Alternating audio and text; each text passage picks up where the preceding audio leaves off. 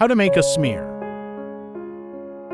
Place a small drop of blood on a slide.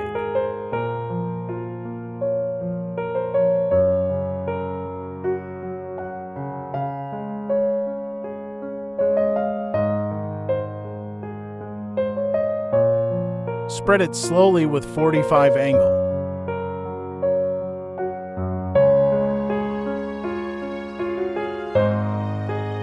Dry the smear.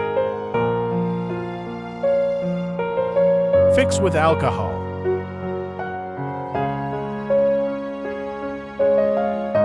Cover the slide with dye. Wait for 10 minutes. Wash the slide with tap water.